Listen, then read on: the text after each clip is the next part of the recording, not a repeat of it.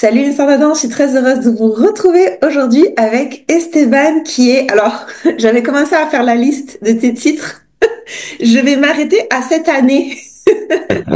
Mais tu es multiple champion de France couple salsa adulte. Tu es champion de France aussi de bachata couple, je pense l'année dernière, si je dis pas de bêtises.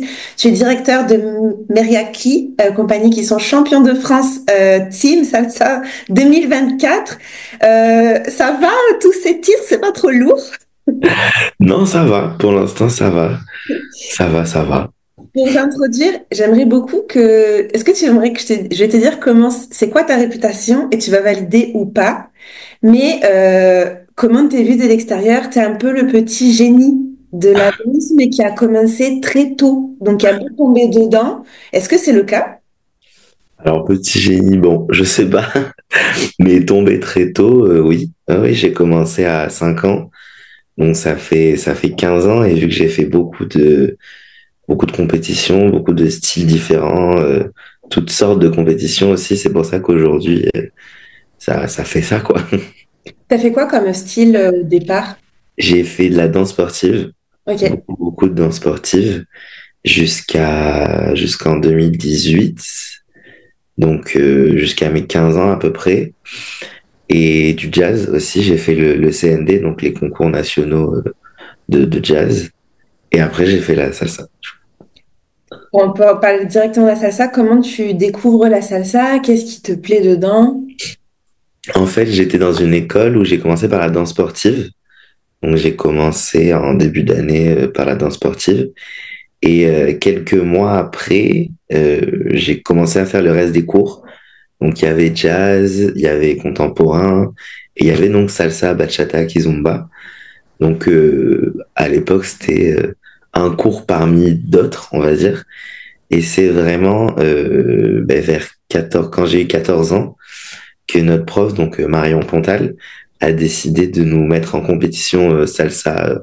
On connaissait rien du tout au milieu de la salsa. Et tout à coup, on rencontre tous ces gens et cette énergie. Et c'est là où on a basculé vers la SBK.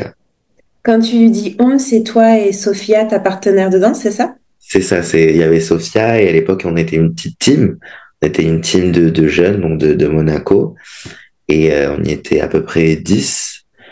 Et, et voilà, tous ensemble, on a fait les compétitions. On était à la fois contre les uns les autres, mais à la fois on avait la team pour quand on allait en compétition internationale et tout, on était aussi en team.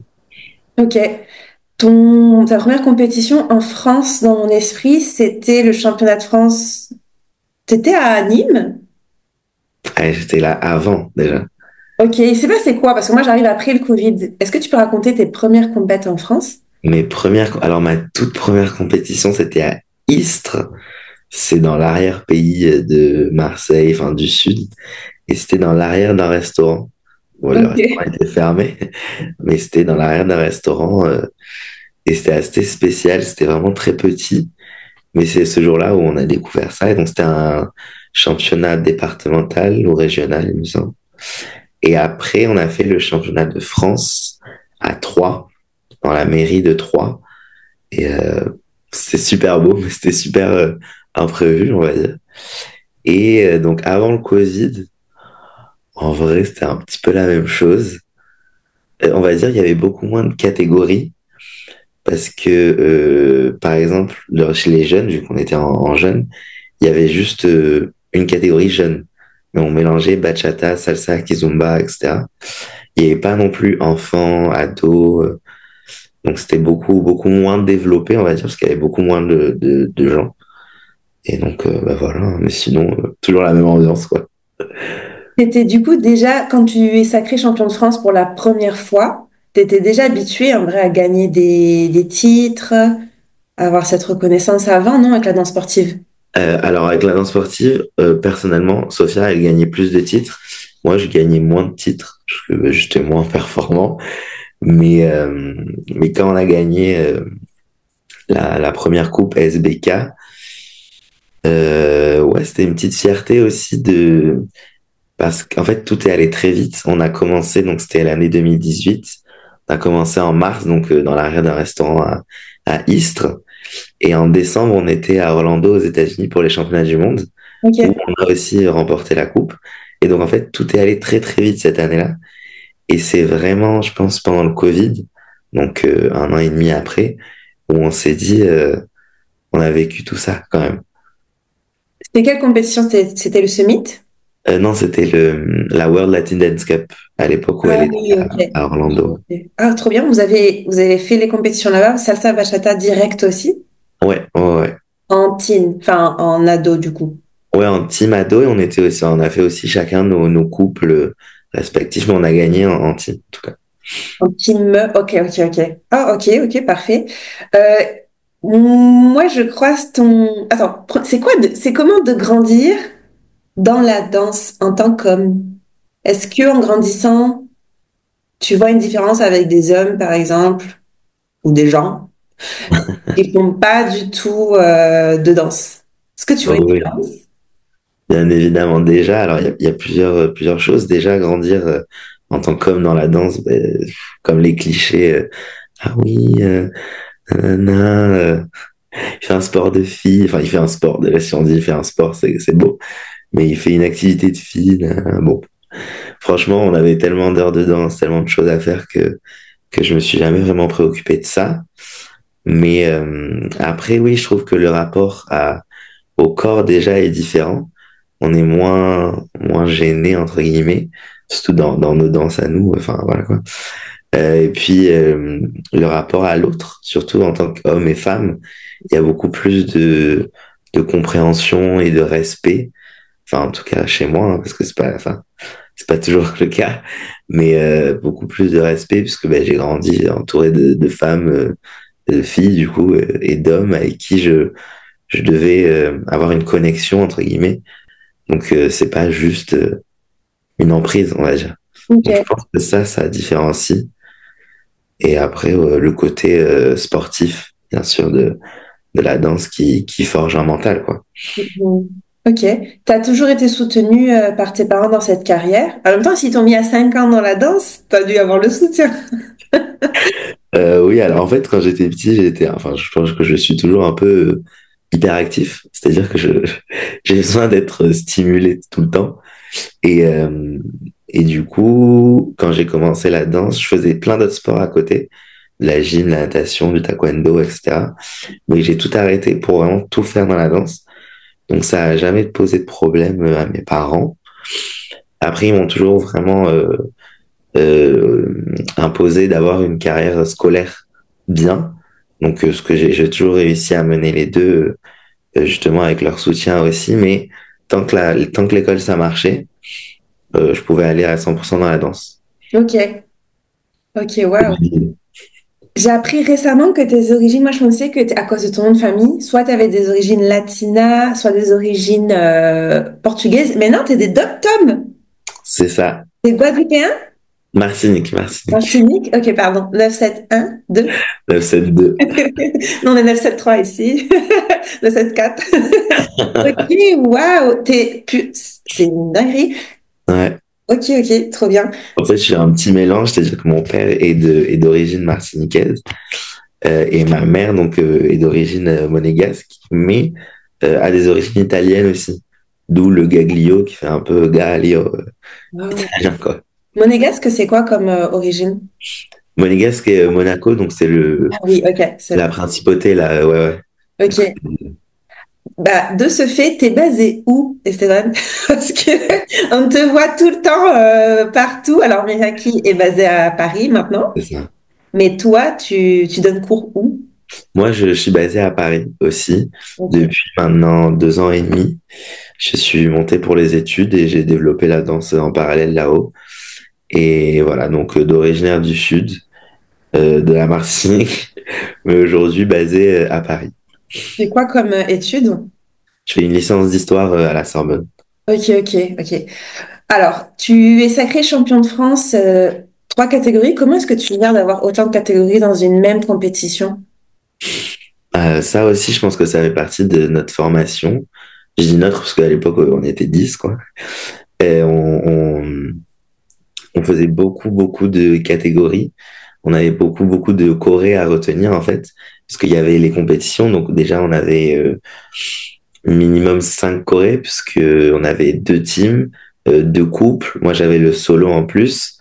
Et puis, quand on rentrait dans la semaine, il y avait les chorés de jazz, et les chorés de contemporain, les chorés de danse sportive. Donc, on a toujours eu l'habitude d'avoir vraiment beaucoup de chorés et beaucoup de matière à retenir, entre guillemets. Et du coup, dans les compétitions, on, on est ordonné, je sais pas comment dire, mais le jour de la compétition, on a un timing, entre guillemets. Donc, c'est-à-dire qu'on sait que, par exemple, une heure avant le début de notre catégorie, il faut commencer à se préparer, il faut se commencer à mettre dans la bulle salsa ou dans la bulle bachata. S'il y a des deux passages qui s'enchaînent très vite, ce qui nous arrive du coup souvent, pareil, on sait que là, il y a nos affaires, là, on va faire ci, là, on va faire ça. Après, bon, on reste quand même au flot de la compétition, parce que bon, il peut y avoir des retards, il peut y avoir de l'avance, donc on essaie toujours de rester connecté à la compétition. Mais il y a vraiment ce truc de machine, quoi. La journée commence, on sait quoi faire. Quand tu dis te mettre dans la bulle, est-ce que tu fais des trucs spécifiques avant chaque catégorie ou chaque passage? Alors avant chaque passage, non. Je visualise. Je visualise, je pense que ça, oui. C'est le truc spécifique que je fais. Je visualise la choré, où est-ce que je vais me placer, comment je veux transmettre l'énergie à ce moment-là au public, comment je vais entrer dans la salle. Voilà, je pense que c'est beaucoup de visualisation. Après, moi, j'aime pas trop me fatiguer déjà le passage. Donc, je danse pas vraiment la choré, en tout cas. Je fais mes échauffements, mes étirements, etc. Mais après, je sais qu'il y en a qui aiment bien se mettre à fond et vraiment refaire leur choré deux, trois fois avant de passer. Moi, je suis pas trop pour ça. Enfin, Ok. personnellement, après, chacun a sa préparation. Mais Mhm. voilà, moi, c'est plus visualisation. Ouais. Ok. Avec autant de sport, est-ce que tu fais une alimentation, est-ce que tu as une alimentation spécifique? Est-ce que tu t'entraînes en plus de ton métier et ton métier? Alors, au niveau du sport, oui. Moi, je fais du sport, je fais du renforcement. Une heure, j'essaie de faire une heure de renforcement et une heure de cardio par jour. Ah, en plus Avec de tous les cours et les entraînements? Oui, en vrai, oui. Ok, Et en fait, je me lève assez tôt, comme ça, je fais mon renforcement. Ça me met en jambe pour la journée. Et ok. après, le cardio, j'essaie de le faire avant les entraînements. Mais bah, avec les études et tout, c'est pas tous les jours, même si j'essaye au maximum. Et l'alimentation, bah, moi, je me concentre vraiment sur les protéines, c'est-à-dire tout ce qui est viande, œufs, poulet, Ok. tout ça, tout ça. Après, maintenant que je vis seul, que j'ai les études en tant qu'étudiant, en plus, c'est beaucoup, ça demande plus de travail, en fait, de se faire à manger. En plus, je vis dans un endroit étudiant, une cité universitaire, où la cuisine ferme à 23 heures. Donc, c'est-à-dire, moi, je suis jamais avant Ouais, 23 heures. ouais. Donc, je mange du thon. Enfin, je me concentre vraiment sur les protéines, quoi. Tu t'es formé tout seul ou ça c'est une éducation que tu as reçue aussi tout le long de ta vie? Alors, je vais pas dire que c'est une éducation, mais oui, c'est plus un sujet qu'on a abordé en tant que déjà l'alimentation quand on est ado. Bon, c'est pas super super, mais en plus quand on est sportif, il faut vraiment bah ouais, aborder le sujet, juste en parler, que ce soit entre nous, avec nos parents, avec nos coachs, enfin avec notre coach du coup. On a toujours eu voilà ce côté voilà, il faudrait faire ci. Après, c'est pas obligé, on n'avait pas un régime strict, mais voilà ce qu'il faut, voilà ce qu'il faut plutôt manger, voilà ce qu'il faut plutôt éviter. Voilà. Ok. Tu t'entraînes combien d'heures par semaine en enlevant tes cours? En enlevant mes cours, euh, de tête, je pense qu'on doit être autour de 14-15 heures. Ok. Ok, Ouais, ok. 14-15 heures. Et si j'ai des week-ends de libre, souvent, je ne fais pas vraiment un entraînement, mais je vais juste voilà, danser au 104, je sais pas si vous connaissez. Enfin, danser dans une salle voilà, pour juste créer et laisser mon esprit s'aller, quoi. Ok. Euh, c'est beaucoup. Et oui, Alors, si je pouvais faire plus, moi, je ferais plus. c'était quoi ta plus belle, on va parler de Mariaki après, mais c'était quoi ta plus belle compétition en termes La plus belle compétition. à date? Ça dépend dans quel sens. De le sens que tu veux. C'est pour avoir, parce que normalement, Esteban, j'ai choisi une compétition, c'est-à-dire le titre. Mais toi, je fais comment? Donc, je suis obligée de trouver des subterfuges. Ouais, je comprends. Alors, je pense que une de mes plus belles compétitions, c'était la Colombie en 2019. Donc cette fois, c'était World Attendance Cup. Ouais, je pense aussi, oui. Ouais. Parce que du coup, on était tous en team. On était tous en team. En plus, j'avais quel âge à l'époque? J'avais 15 ans. Donc bon, on est avec nos amis en Colombie. On passe 2 semaines sans faire de temps aller en cours, sans aller au collège. Ah, Enfin, je veux dire, c'est beau dans le sens humain et en plus dans le sens, on danse la salsa et donc à Monaco, donc dans voilà, un petit endroit qui est pas réputé pour ça. Et là, on arrive en Colombie. En plus, c'était à Medellín. Donc, voilà, c'était humainement et artistiquement, c'était très, très enrichissant. ok. Est-ce que quand pour tes titres de champion de France, par exemple, en solo masculin, est-ce que tu t'y attendais? Est-ce que t'étais surpris? Euh, alors, au début, j'étais en ado, du coup. Donc, en ado, bah, j'étais toujours un peu, voilà, fier de moi, entre guillemets. Je me suis dit, bah, c'est cool, là, on a remporté. Et quand je suis passé en adulte, franchement, je m'attendais à rien. En plus, c'était après le Covid. C'était bien après le Covid, mais c'était encore la période, on va dire, un peu masque, pass sanitaire et tout.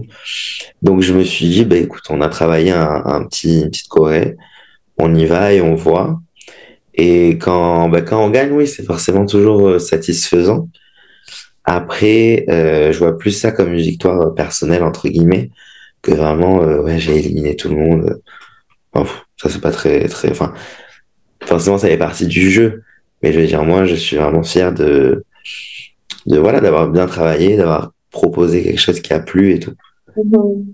On m'a dit que tu étais un compétiteur très fair-play dans les coulisses. Voilà. Moi, en fait, je trouve j'aime bien l'énergie dans le sens que on est tous là pour donner notre meilleur, pour participer et tout.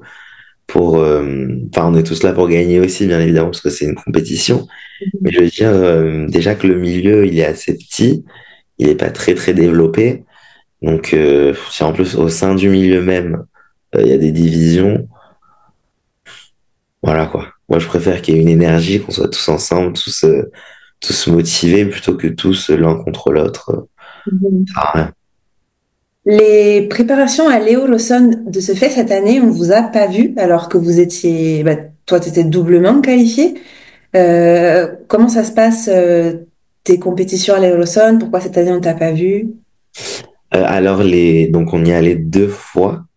On y allait 2 fois parce qu'on a été donc champion les 2 années d'avant. Les préparations, ah bah, c'est intense. C'est sûr que c'est intense. C'est après, bon, c'est comme un championnat du monde, donc on a déjà fait 4. Donc voilà, ça rôde, on sait que tous les matins on se lève, on dit, ah, il reste 36 jours, ah, il reste 35 jours. Voilà, on sait que dans les entraînements, il y a plus de tension, il y a plus de pression forcément. Et il y a aussi ce côté pression dans le sens que on est champion de France. Donc, entre guillemets, on a ce devoir et ce titre à faire représenter, à faire valoir à l'international, au Mexique en plus, avec tous ces latinos.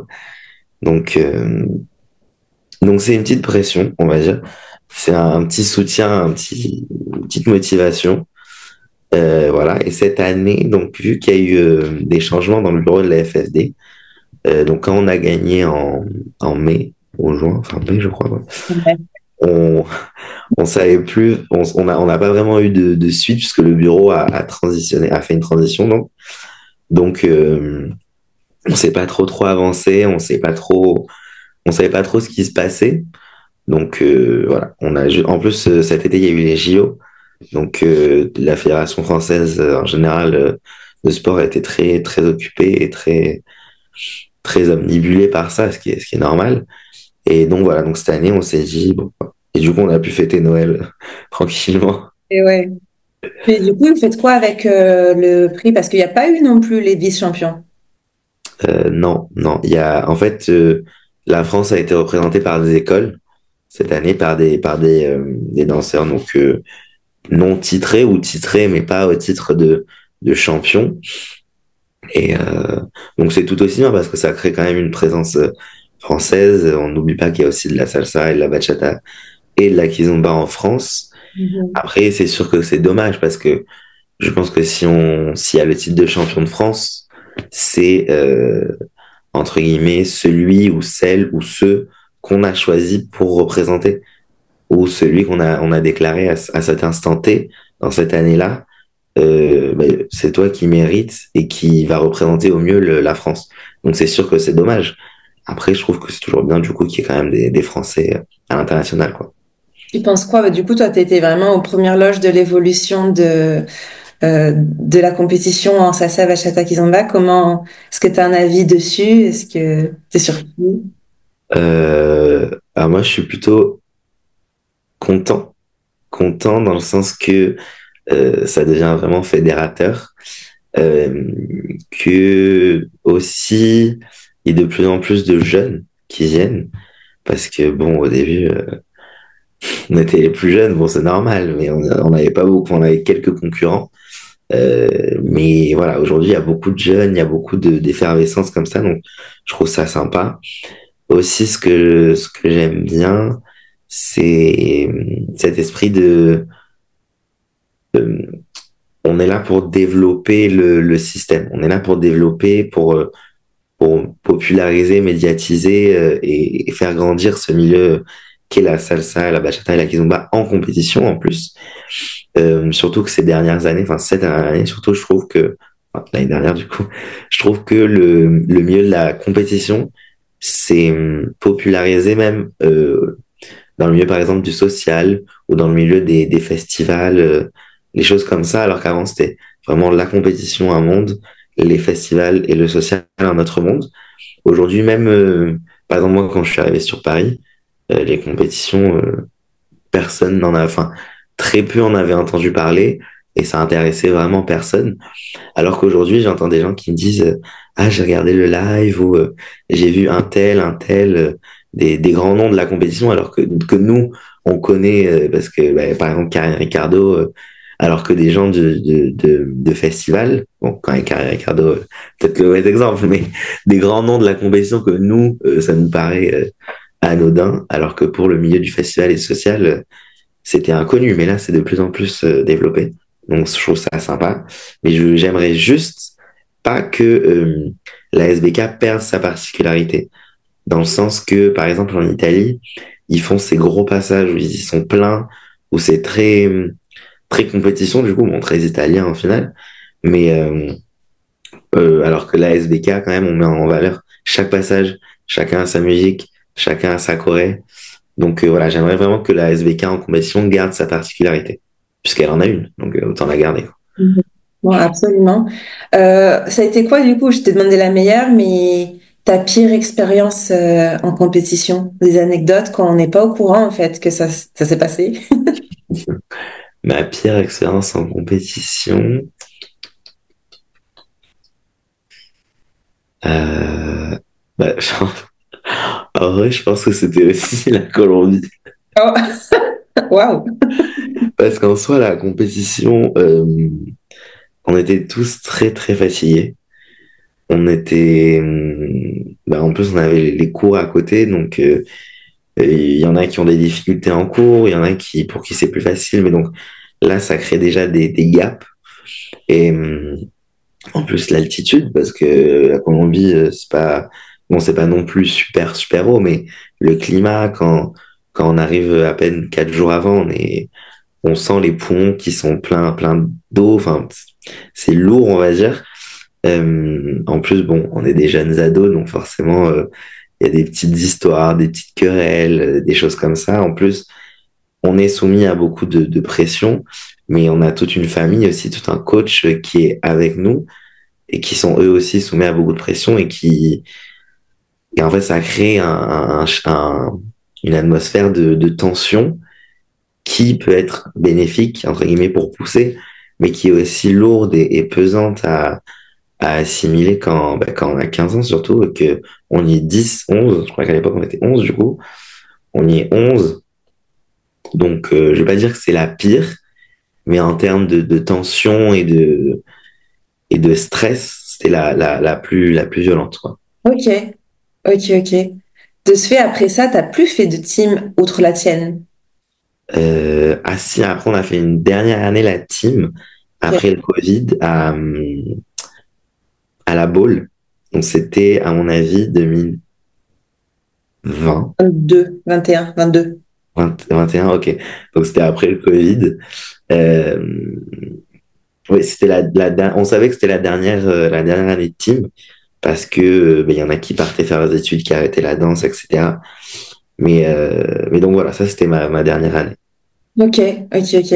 T'avais parlé de visualisation. Est-ce que au niveau mental, outre ton hyperactivité, de ce fait, je sais pas si ça, on dit que c'est un plus, mais peut-être que ça te dessert aussi parfois. Je sais pas au niveau énergétique, mais est-ce que tu as un préparateur mental? Est-ce que tu consultes? Je sais pas.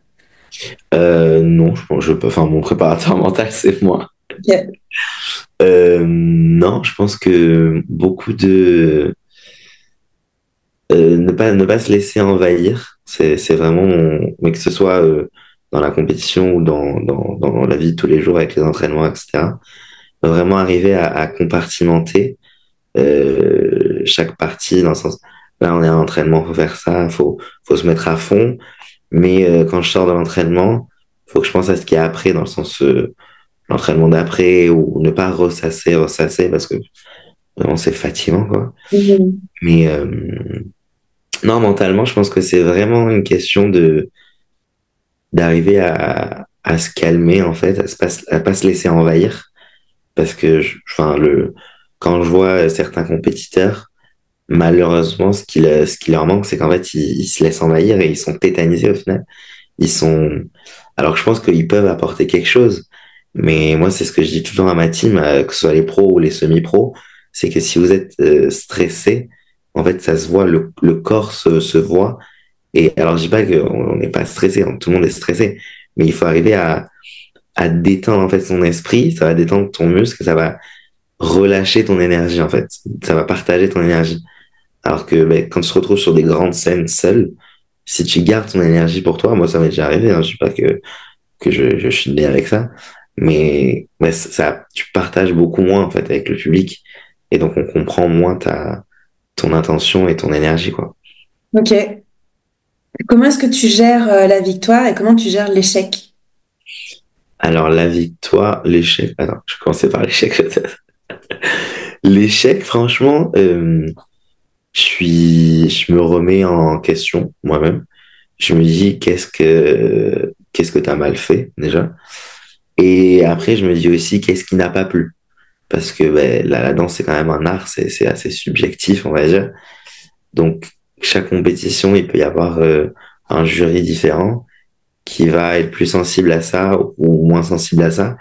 Donc ça, c'est à prendre en compte. Après, prendre en compte, bien sûr, le niveau technique, qu'est-ce que tu as amené, est-ce que tu as vraiment représenté tout ce que tu as fait. Bon, si t'es pas bien classé, ça veut dire que non, quoi. Euh, Après, l'échec, c'est une source de motivation, je trouve aussi, pour l'année d'après, l'année qui vient, ou la compétition d'après, c'est se dire, OK, là, vous m'avez, enfin, je suis arrivé, je sais pas, cinquième, sixième, à la compétition d'après, je vais monter sur le podium. Je vais travailler, je vais regarder comment étaient les autres aussi, qu'est-ce qui a plu chez les autres, quel aspect technique, aspect artistique a plu chez les autres, euh, pour du coup arriver sur le podium. Et dans la victoire, je sais pas vraiment si je m'en rends compte déjà aujourd'hui, on va dire, de tout. En plus, là, il y a toutes les médailles qui viennent d'être lavées, là, elles sont juste derrière l'ordinateur. Donc, je pense que c'est une source de satisfaction, on va dire, de toutes ces heures de travail. C'est une reconnaissance. Après, pour moi, c'est juste une validation, une sorte de A+, sur ta copie. Voilà. A+, maintenant, next, quoi. Ça fait partie d'une formation, comme une école, on va dire, une université où là, on t'a validé, fais-nous voir ce qu'il y a après, quoi, ce qu'il y a d'autre. Le chemin ne s'arrête pas à la coupe ou la médaille, en tout cas pour moi. Avant de parler de Meriaki, qu'est-ce que tu aimerais que le grand public... Attends, non, j'ai trop de questions. Est-ce que tu as déjà pensé à arrêter? Oui, je pensais à arrêter avant le Covid. Ok, pourquoi? 2020, en vrai, les 3 premiers mois, bah, du coup, on rentrait de Colombie. Donc, j'ai pensé à arrêter puisque, en vrai, je me retrouvais pas. J'avais l'impression de stagner, bah, voilà, que ce qui nous arrive à tous en réalité. Et le Covid, il est arrivé vraiment au bon moment. Enfin, pour moi, en tout cas, j'ai bien aimé la période Covid parce que bah, il a permis de se recentrer, en fait, de se dire, ok, mais attends, pourquoi tu fais tout ça déjà? Parce que aussi, quand on va dans des championnats comme ça, on est tout le temps, on nous parle de compétition, compétition, compétition, il faut faire ci, regarde lui, ça va être ton concurrent, regarde ci, ci, ci. Et au final, ben, on a l'impression d'être juste une machine de compétition, entre guillemets, une machine à battre. Alors, il faut que je t'abatte toi. Et au final, la danse, ça se résume pas à ça. Enfin, ça se résume pas à ça, et surtout que c'est une infime partie, cette partie. Donc, le Covid, ça a permis ouais, de recentrer, de se dire, ben, regarde quelles sont tes icônes, tes modèles, recentre-toi sur ta passion, qu'est-ce que tu aimes, qu'est-ce que tu veux développer, pourquoi tu fais ça. Et, euh, et donc voilà, moi ouais, enfin, on a tous déjà pensé à arrêter quand c'était trop dur, mais là, cette période, c'était vraiment quelque chose de long, entre guillemets, où je me suis dit, pff, là, c'est trop, quoi. Ok. Ah, c'est ouf. Et du coup, qu'est-ce qui t'a fait revenir? Revenir, ouais, bah, c'est vraiment ce Covid, enfin, ce Covid, c'est pas le Covid, hein, ça. C'est la période où on est bloqué, même physiquement et mentalement, parce qu'on peut rien faire, on peut rien développer, on peut rien créer, on va dire, de public. Et donc, bah, juste le fait d'être seul chez soi, dans son lit, écouter de la musique, regarder les vidéos bah, des gens qu'on respecte, qu'on idolâtre et qu'on espère atteindre, pas forcément le style, mais le niveau au moins un jour. Juste, voilà, se mettre dans cette bulle, dans cette énergie de ok, il y a quelque chose d'autre, il y a quelque chose de plus grand que juste ta troisième place ou ta sixième place ou ta première place. Il y a quelque chose de plus grand à la danse qui est vraiment ben, un art au final. Donc je pense que c'est vraiment ça qui m'a remotivé. T'es très catalogué, j'espère que je me trompe pas, mais New York Style. Ouais. Ouais. Et tu sais qui t'inspire en tant que danseur? Alors dans le New York Style, on va dire dans le couple surtout, c'est la technique Yamoulé. Pour moi, c'est vraiment une technique que je trouve agréable à danser. Après, c'est pas du tout la technique de ma formation. Parce que moi, j'ai été LA Style sur le 1, très bah, à la Ramarque, quoi. À la Ramarque, à la Johnny Vasquez, enfin, c'est genre un petit peu très carré, très fou. Alors que le New York Style, c'est beaucoup plus doux. Mais après, j'utilise quand même d'autres influences, par exemple le jazz ou des connexions un peu plus fortes, comme dans la danse sportive. Ou voilà, donc la base, on va dire, de mon couple, c'est le New York Style, le Yamoulé Style. Mais après, autour, je décore et je me laisse aller, quoi. Mhm. C'est toi qui chorégraphie tout aujourd'hui entre tes solos, les couples, le bachata, la team? Aujourd'hui, ouais, c'est totalement moi qui chorégraphie. Donc les Ok. teams, c'est full moi. Les solos aussi. Après mon duo avec Sofia, du coup, on chorégraphie à deux. Mhm. On se laisse inspirer, on, on se lance nos idées comme ça, et puis on n'aime pas. Des fois, c'est long, parce que du coup, on y est deux, donc non, j'aime pas, mais moi j'aime ça. Nanana. Alors que la team, bon, c'est plus rapide, parce qu'il y a que mon cerveau qui fonctionne. Mais oui, aujourd'hui, c'est 100% moi, quoi. En plus, vous avez des accros en bachata, je crois. Ouais, on a des accros. Mais vous n'avez pas d'accro en salsa. Euh, Cette année, si on en a mis, Ok. parce qu'on s'est dit que si on partait au championnat du monde, nous on Ok. préfère faire du on-two ou on-one au sol. Donc on s'est dit que si on partait, on enlèverait les accros. Ok. Mais on en a quand même mis dans les deux parce que ça nous plaît. Mais après, c'est pas le niveau d'accro qui est attendu dans la catégorie cabaret. Donc c'est pour ça qu'à l'international, on l'enlève. Mais, euh, mais voilà, pour les France, on s'amuse bien. Mhm. Meriaki qui a l'air d'être ton bébé. C'est ça, c'est mon nouveau-né, Meraki. Comment te naît l'idée? Comment est-ce que tu sélectionnes les athlètes? En sachant que, petite pub, on a déjà fait l'interview de Manon à l'ancienne quand elle était championne en amateur salsa. Entre-temps, elle a été re-championne en team. Maintenant, elle fait partie de Meriaki. Donc, je sais un petit peu, mais le public veut savoir comment est-ce que tu as choisi? Qu'est-ce qui fait que tu es revenu avec ce beau projet d'ailleurs? Alors ça remonte à longtemps maintenant parce que Meraki a officiellement 1 an là depuis quelques jours. Mais donc c'était l'été 2023 où je me suis dit, en fait je me sentais un petit peu stagné, non pas dans ma performance on va dire, mais dans ma créativité. J'avais vraiment envie de développer quelque chose de totalement nouveau. Et donc je me suis dit une team. En plus, ce que j'aime encore dans ce milieu, c'est l'esprit fédérateur, l'esprit on est un petit milieu, mais venez, on se réunit pour essayer de montrer ce qu'on peut faire et montrer ce que c'est en vrai la SBK. Donc voilà. Donc au début, j'étais parti pour prendre que des danseurs de Paris. Au final, quand j'ai vu un petit peu les gens qui avaient cette touche motivée, cette touche de venez, venez, on se, on se tape, on se met dans le dur, on travaille, on transpire. Ben, j'ai vu qu'il fallait étendre la recherche à plus loin. Et donc, c'est comme ça que j'ai rencontré, entre guillemets, Manon, que j'avais rencontré dans un week-end à l'Egria, euh, à Nîmes, à l'époque aussi, à l'époque. Et voilà, et du coup, je me suis dit, j'ai réuni un petit groupe. Donc, à l'époque, il y avait qu'une seule team. Donc, il y avait beaucoup de monde dans cette team. Au championnat de France, j'en ai pris que 5, du coup. Et, et aujourd'hui, donc, il y a les 5 pros, donc les 6 avec moi, entre guillemets.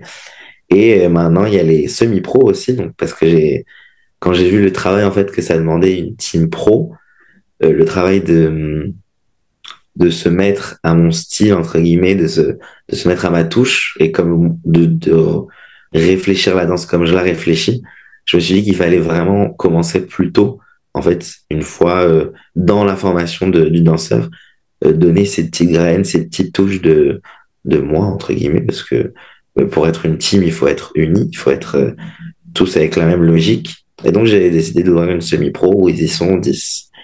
Donc aujourd'hui, la Familia Meraki, on y est 16. Ok. Comment est-ce que tu les choisis? Alors là, je me lance dans un terrain inconnu parce que je t'avoue que c'est une question que j'ai jamais posée. Est-ce qu'il y a l'aspect intuition slash les personnalités, ça va matcher? Parce que bon, les humains entre eux, ça peut marcher comme ça peut pas marcher. Enfin, comment est-ce que tu choisis tes danseurs? Mm. Alors franchement, le côté humain, ça va paraître un peu barbare ce que je vais dire, mais pour moi, je le prends pas vraiment en compte parce que quand on est dans le training, le but c'est de faire 1, 2, 3, 5, 6, 7 et c'est pas de faire copain-copain avec n'importe qui, enfin, avec n'importe qui, avec tout le monde, entre guillemets. Donc le côté perso, bien sûr, si on s'entend, ça c'est plus agréable. Mais après, mon but, moi, c'est de faire un show, de performer. Donc, qu'on s'entende ou qu'on soit juste cordialement collègues, on va dire, de travail. Bon, moi, ça, voilà. Mais ce que je recherche surtout chez les gens, c'est plus un esprit, parce que je pense que le corps suit l'esprit, suit le cerveau. Donc, si dans l'esprit, il y a matière à travailler, il y a une envie, il y a une détermination, ou il y a une sensibilité, on va dire, à se dire, là, je me mets dans un travail qui change de ce que je fais d'habitude, qui est plus compliqué, qui est plus, voilà. Parce que c'est pas forcément des gens qui font de la compétition ou qui font de la danse poussée depuis petit. Donc, il y a certains, c'est leur première expérience de training intense, on va dire. Mais en fait, si l'esprit suit, pour moi, euh, pour moi, c'est bon. On peut venir, quoi. Comment ça s'est passé le sacre de Mariaki cette année en termes de attente, présence scénique, enfin expérience scénique, résultat? Comment tu l'as Euh, fait? Bah alors cette année, c'est une des coupes, entre guillemets, que je voulais vraiment le plus, parce que je me suis dit, un baptême en fait. Je me suis dit, première avec un S compétition de Meraki, il faut que voilà, on ait ce petit titre de champion de France pour avoir aussi un CV, tu vois, un petit background, une petite qualification, un petit check comme ça vert. Donc celui-là, je le voulais vraiment. Et en plus, la première partie de l'année 2024, ça a été compliqué parce que on n'était pas tous sur Paris. Donc voilà, j'ai vraiment fait confiance, encore une fois, à cet esprit d'auto-travail et d'auto-stimulation de chacun de mes danseurs. Et bah, au final, ça a marché. Donc je suis assez content, je suis assez satisfait. Après, encore une fois, ça s'arrête pas à la compétition, ça s'arrête pas à cette compétition. Ça, voilà, il y a plein d'autres choses derrière, mais c'était une première, une mise en bouche satisfaisante, on va dire. Ok. L'émotion d'avoir fait gagner ces gens qui t'ont fait confiance, est-ce qu'elle était là ou t'as tellement l'habitude? Non, alors, en fait, c'est encore différent quand on gagne en solo, parce que en solo, c'est nous-mêmes. Et même quand on monte sur scène en solo, c'est livré à toi-même, quoi. Alors que quand on est en team, euh, eux, ils me font confiance, ils m'ont fait confiance. Et le moment où on monte sur scène, du coup, c'est moi qui leur fais confiance. C'est moi Mhm. qui leur fais confiance dans le sens de, OK, moi, je vous ai donné ce que j'avais à donner. Aujourd'hui, allez-y, faites du mieux. Enfin, il faut quoi. Il faut qu'on représente toutes ces heures de training, ces heures de sueur, ces larmes coulées. Et on a 2 minutes. Et je sais que seul, je vais pouvoir donner mon max. Et en team, voilà, c'est encore plus compliqué. Mais, euh, mais en tout cas, là, ça s'est vraiment bien passé. Et j'étais content. J'étais content de leur faire vivre ça. Il y en a certaines pour qui c'était la première compétition. Donc, commencer comme ça avec un titre de champion de France, c'est C'est sympa. c'est sympa. C'est satisfaisant de pouvoir donner ça à des gens. Est-ce que t'aurais pas aimé amener cette Corée dans d'autres compètes? Alors, à l'époque, oui, j'aurais peut-être aimé en faire plus, mais aujourd'hui, maintenant que vraiment tous les gens sont sur Paris, on travaille entre guillemets plus dans la consistance. Donc, la Corée est plus intense et plus techniquement compliquée. Artistiquement, en plus, ça me touche plus. J'ai plus fait un travail sur l'artistique, sur la complexité de la finesse, on va dire, de la Corée. Donc, pour moi, la Corée du championnat de France, elle est derrière. Et maintenant, je suis sur autre chose que là, j'aimerais vraiment présenter. C'est quoi la suite pour toi, Esteban? Est-ce qu'on va te voir sur le circuit FFD? On va te voir sur le nouveau circuit? Est-ce qu'on va te voir dans d'autres compétitions avec Sophia?